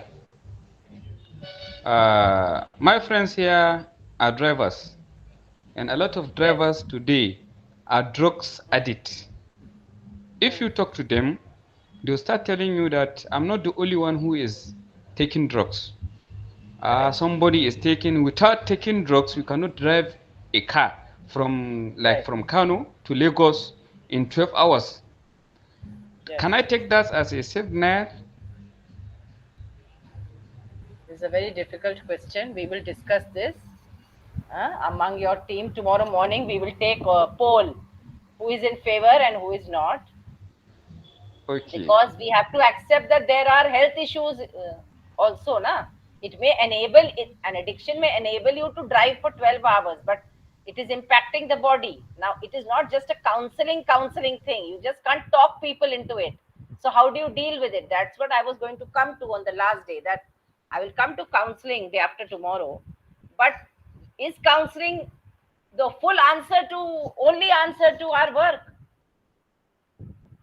And are we responsible for people's actions, or are people responsible for their own actions ultimately? All this also is food for thought. That's why only some of, yesterday many of you interacted, so I was very happy. But today few people interacted. Doesn't matter. Tomorrow I'm encouraging you to encourage others to switch on their videos. We will first have a debate on these defense mechanisms. Then we will proceed with the others, because giving you data in the presentation is the simplest thing to do. You know that. But understanding, imbibing, questioning, reflecting, and then arriving at it, some thought. We may have differences of opinion, no problem. We can spend 1 hour on that. But if we are just going to swallow what is written in the book and digest it and just reproduce it in the assignment, that's not my approach in my lifetime of teaching. So I don't know any of you, but I'm just being very honest with my approach, which is a difficult approach again.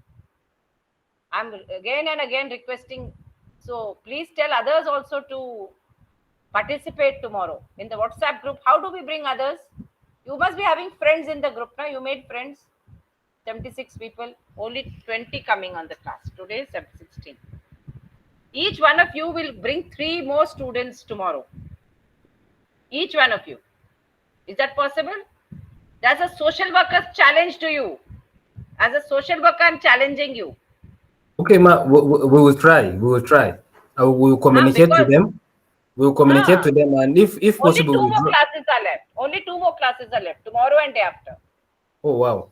Okay, we Yeah, will encourage them. We the will encourage fourth them to class. This is come. the fourth class. We we even give Huh. them a phone call so that to remind them that when the time comes, we also give them a call to join.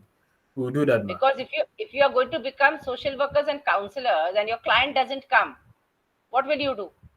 If we can't get our classmates to come and speak up in the online platform, how will our clients come? Tell me. I'm very doubtful now. Our clients will come to us for help or not?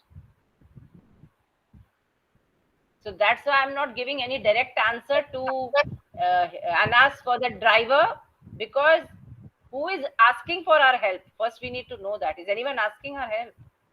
If no one is asking, then what are we? Whom are we helping? So Chipilero, each one of you, 3 students each should be added to the group. Tomorrow I need 51 students. Today there are 17. Total should be 51. Okay, ma. I That has want to been see noted. what is your capacity. It is being checked tomorrow. And Ishaq didn't say a word since yesterday. Mahmood will make separate call to Ishaq and ask him what is it that he joined the program for, why he doesn't speak and share his thoughts. Okay. Any questions before we close? Always I close on time. You have noticed that I never extend, because I want to give you time to read. Have you all downloaded the manual, Chaima? Download it. Yes, I did. Others, Joa, Yemi, did you download that Yes, ma. BSW? Yeah. So, so if I have to motivate you on day 4, I'm worried that how will you motivate your clients, and will anybody listen to you in the field when you're working?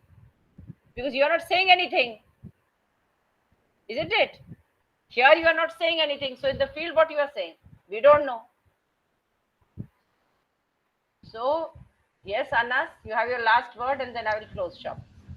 Yes, ma'am. A field work was posted on our LMS, but it's not downloadable. They have not uploaded, but it was written that we have a field work in uh, third semester and fourth semester, but it's not uploaded.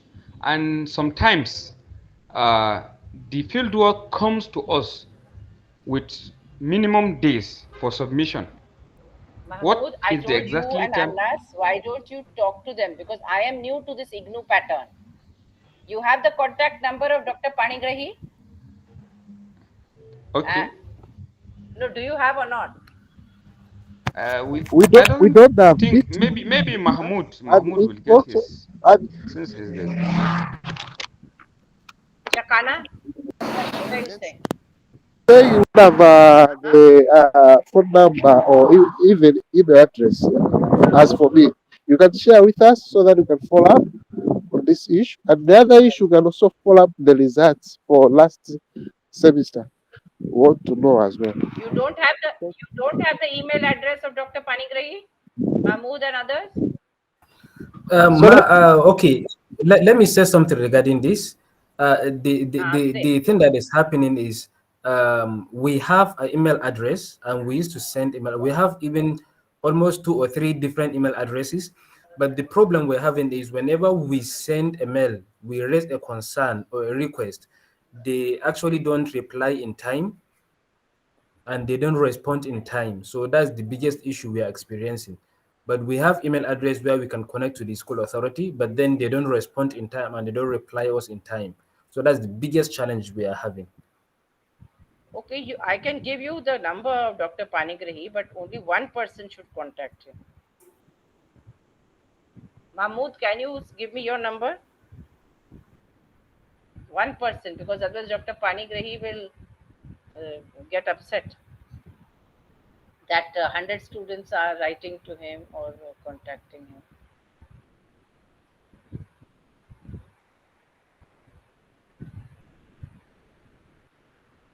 So, Anas, can you tell him? I think the Mahmoud has left. sorry? Can you give it to Anas? Anas can do that. I think Mahmoud has left. So maybe give it to Anas. 1 minute, I'm just copying this Panigrahi sir's email ID so that one of you can write to him. 3 times it is copied, I think. Okay. Mahmood has left. Where is Anas? Yeah, I am, ma'am. So, Anas, you give me your number.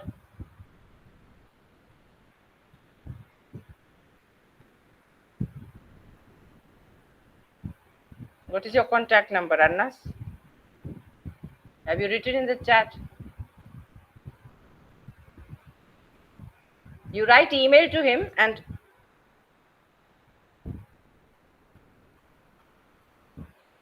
if you still don't get reply, tomorrow we will ask him.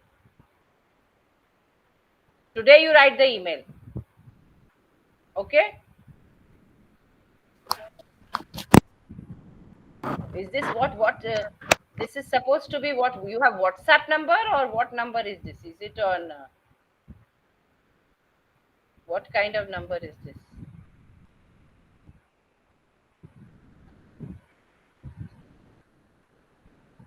Okay, I will try and find out.